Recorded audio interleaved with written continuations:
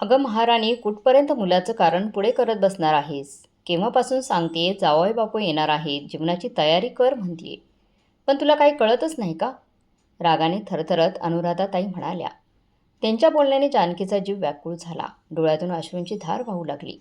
आपल्या तापाने फणफणणाऱ्या मासूम लेकराकडे पाहत ती हळूच म्हणाली, आई, साहिल कसा तडफडतोय ते तुम्ही पाहत नाहीत का? त्याला इतका ताप आलाय, मी त्याला एक क्षणही एकटं सोडू शकत नाही. अशा अवस्थेत मी कसं स्वयंपाक करणार? तुम्ही प्लीज बाहेरून काहीतरी मागवा.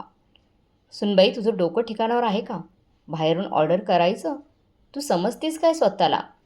तुझ्या बापाने पैसे पाठवले आहेत का माझ्या घरात बाहेरून ऑर्डर करायला? आणि काय म्हणालीस? साहिल घरात आहेस ना? आणि तो तर शांत झोपलाय. गप्प बस आणि स्वयंपाकघरात जाऊन जेवणाची तयारी कर. जावया बापूंसमोर माझा आदर कमी व्हायला नको. जेवढं सांगितलंय तेवढं सगळं बनव जेवणासाठी. आणि हो, जेवण झाल्यावर गाजराचा हलवा बनवायला विसरू नकोस. इतकं बोलून अनुराधाताई तडकन तिथून निघून गेल्या आणि हॉलमध्ये जाऊन निवांत टी व्ही समोर बसल्या. जानकीने मुलाकडे पाहिलं. साहिलच्या तब्येतीत अजिबात सुधारणा नव्हती. उलट त्याचा ताप वाढलाच होता.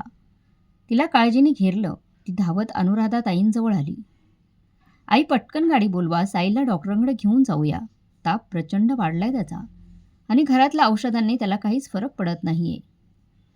अच्छा, आता गाडी बोलवायची, त्याचं भाडं द्यायचं, डॉक्टरांना फी द्यायची आणि वरून औषधाचे पैसे द्यायचे. तू तर लगेच 7-8 हजारांचा खर्च तयार केलास.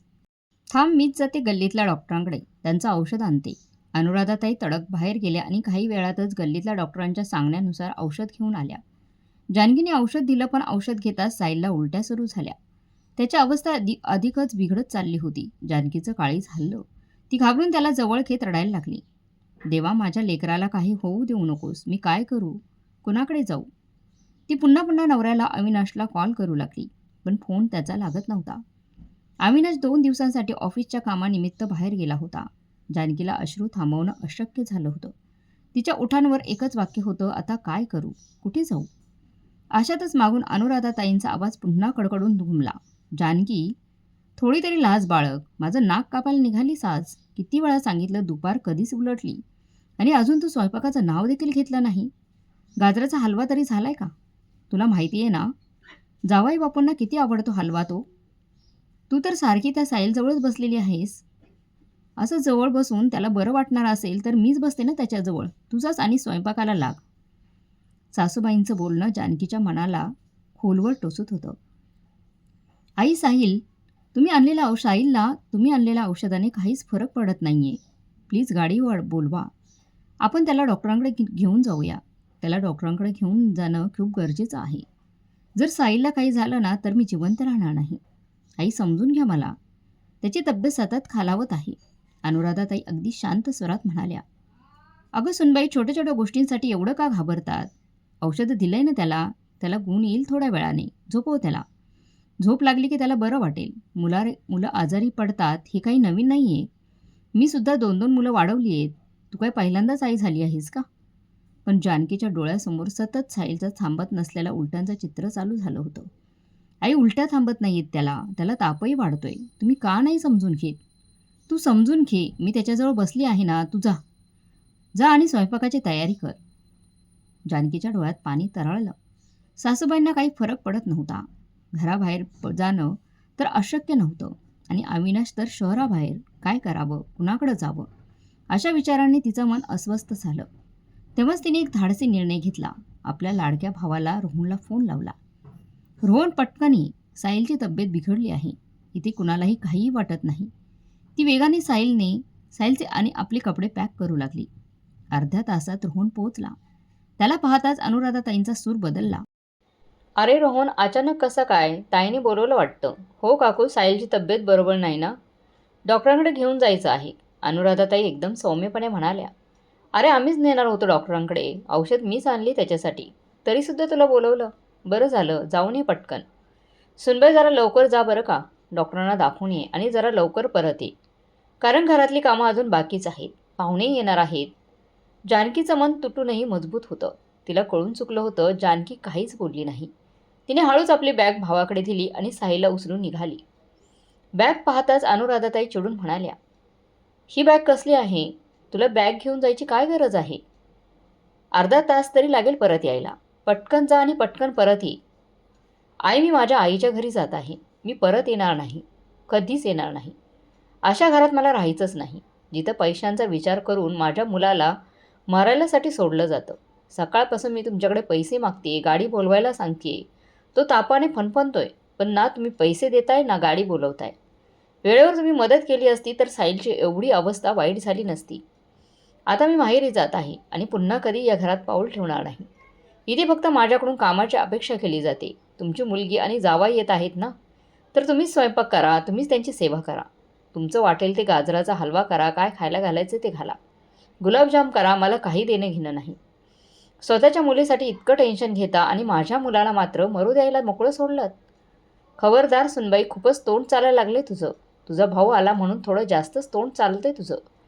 थोडी तरी लाज बाळग. मी हे औषधं आणलं होतं त्याच्यासाठी. आणि तू धमकी कोणाला देतेस? यायचं नसेल तर नको येऊस. आम्हाला तुझी गरज नाही. कधीच तुला परत बोलवणार नाही. जशी जातेस ना तशीच तोंड वर करून परत येशील. माझं घर मी स्वतः सांभाळेल. आई, गल्लीतल्या डॉक्टरांचं औषध, तेही पेशंटला न पाहता दिलेलं. काहीच फरकच पडला नाही बाळाला. सकाळी आणलेल्या औषधाने काही उपयोग झाला का तरी? तरी तुम्हाला काही समजत नाही.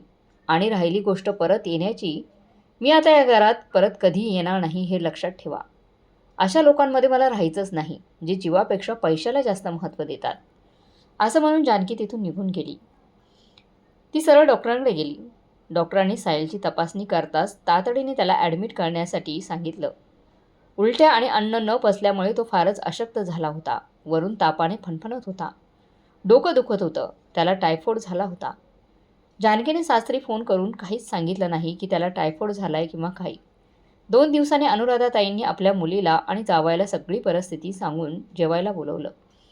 जेव्हा अविनाश घरी आला तेव्हा अनुराधाताईंनी त्यांच्या बाजूने पूर्ण गोष्ट सांगितली. ते सगळं ऐकून रागाने अविनाशने जानकीला फोन केला. जानकी, ही काय पद्धत आहे? तू माहेरी जाऊन बसली आहेस. तुला लाज वाटत नाही का? माझ्या अनुपस्थित माझ्या आईशी भांडतेस आणि घरातून निघून जातेस. नवऱ्याचं बोलणं ऐकून जानकीचे डोळे भरून आले. ती शांतपणे म्हणाली, तुम्ही काहीच विचारू नका. मी जे पत्ता पाठवते इथे फक्त एकदाच या. हे सगळं स्वतःच्या डोळ्यांनी पहा.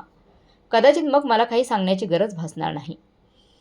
जानकीने हॉस्पिटलचा पत्ता दिला आणि फोन कट केला. अविनाश जवळपास अर्धा तासातच हॉस्पिटलमध्ये पोहोचला. साहिलला ॲडमिट केल्याचं पाहून तो धावतच डॉक्टरांकडे गेला. डॉक्टरांनी जेव्हा साहिलच्या तब्येतीबद्दल सांगितलं तेव्हा अविनाश तिथे डोकं पकडून ऑक्सबॉक्सशी रडू लागला. साहिलची अवस्था इतकी गंभीर झाली होती आणि त्याला याची किंचितही कल्पना देखील नव्हती. तो लगेच जानकीकडे धावत गेला. हे सगळं काय चाललंय? तू मला सांगितलं का नाहीस की साहिलची तब्येत इतकी बिघडली आहे, त्याला ॲडमिट केलं आहे. तू त्याची आई आहेस, पण मीही त्याचा बाप आहे ना. अविनाशच्या डोळ्यातून अश्रू ओघळायला लागले. त्याला वाटलं मला जानकीने सांगितलं का नाही, एवढी मोठी गोष्ट होऊन. अविनाश, मी तुम्हाला 2 वेळा फोन केला पण तुमचा फोन लागतच नव्हता. मी आईला सांगितलं, आई पटकन गाडी बोलवा, साईला डॉक्टरांकडे न्यायला पाहिजे. पण कदाचित तुमच्या आईला साईलच्या जीवापेक्षा जास्त महत्त्वाचे वाटले. पैसे जास्त महत्त्वाचे वाटले. त्यांनी गल्लीतल्या एका डॉक्टरांकडून औषधं आणलं, पण साईलला त्याचा काहीच फरक पडला नाही. त्याच्यानंतरही त्या डॉक्टरांकडे नेण्यास तयार नव्हत्या. कुठून औषधं आणून दिली जात होती आणि त्याचा परिणाम उलटा साईलवर झाला. तरी तुमच्या आईच्या मनाला पाझर फुटला नाही. त्यांना तर फक्त गाजराचा हलवा, पाहुण्यांची स्वागताची चिंता होती. अविनाश, आज साईलची जी काही अवस्था झाली आहे ती फक्त तुमच्या आईमुळे. जर माझ्या साईला काही झालं तर मी तुमच्या आईला कधीच माफ करणार नाही.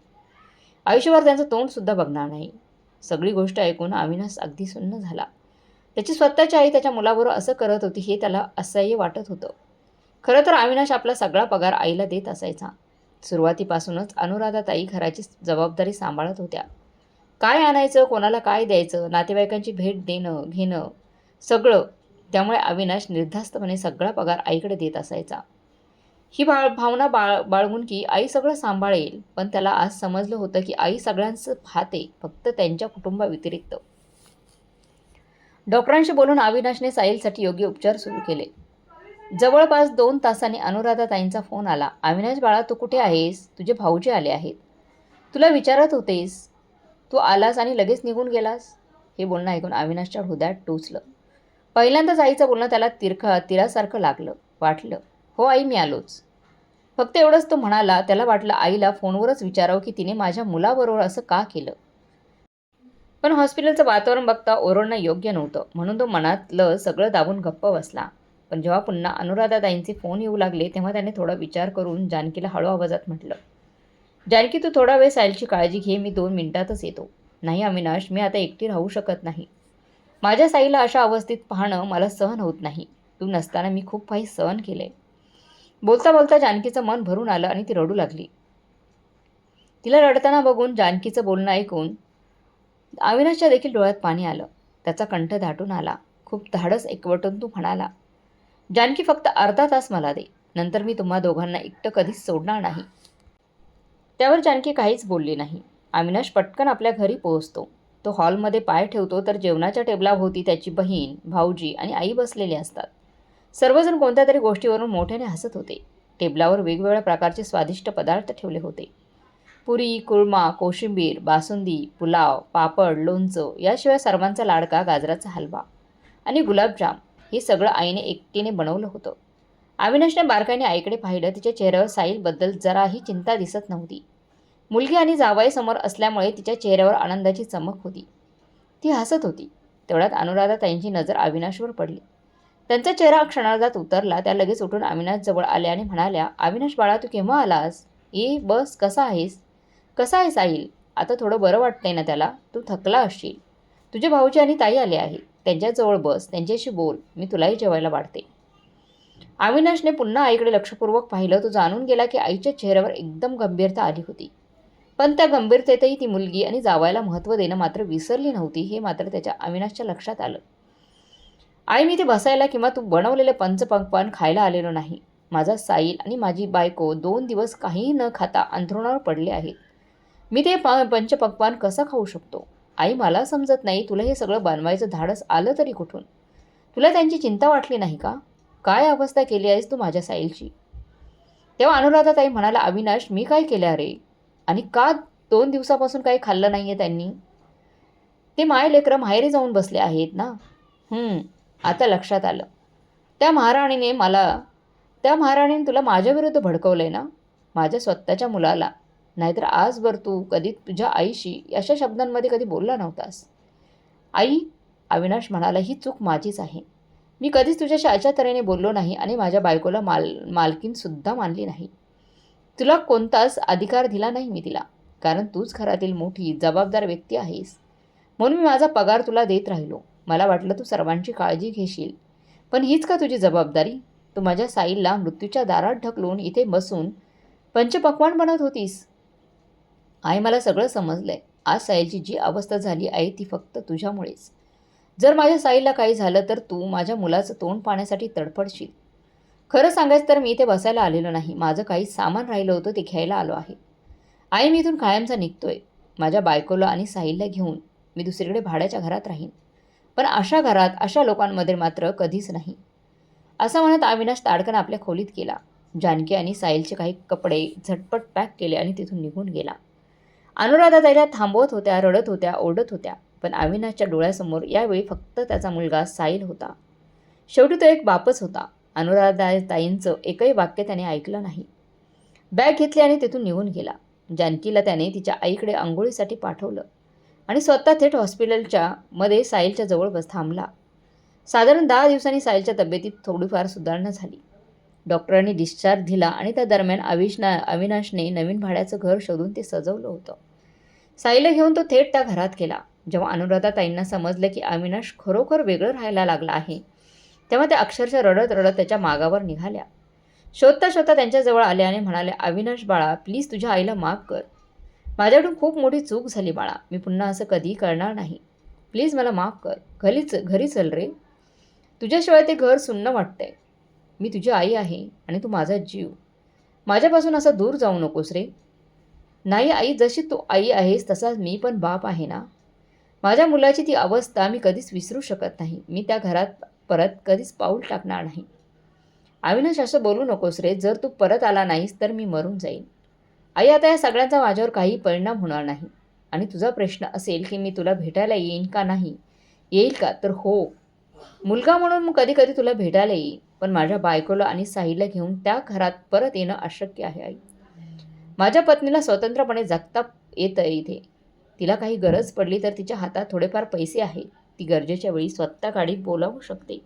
हॉस्पिटलमध्ये मुलाला घेऊन जाऊ शकते. कुणाच्या दयेवर नाही, तर स्वतःच्या बळावर जगेल. तू तुझ्या मुलाला आणि जावयाचा पाहुणचार कर. आठवड्यातून एकदा कर, दोनदा कर. सकाळ संध्याकाळ जेवायला बोलव. त्यांना गोडधोड खाऊ घाल. पण माझ्या संसाराच्या वाटचालीत तू आता परत येऊ नकोस आई. आता तू जाऊ शकतेस. माझा साहिल आत्ताच हॉस्पिटलमधून घरी आलाय. त्याला फक्त विश्रांती हवी आहे आणि त्याचे आई बाबा हवे आहेत. असं म्हणत अविनाशने पटकन साईला उचलला आणि सरळ खोलीत निघून गेला. बिचारा अनुराधाताई दरवाजातच थिजल्या.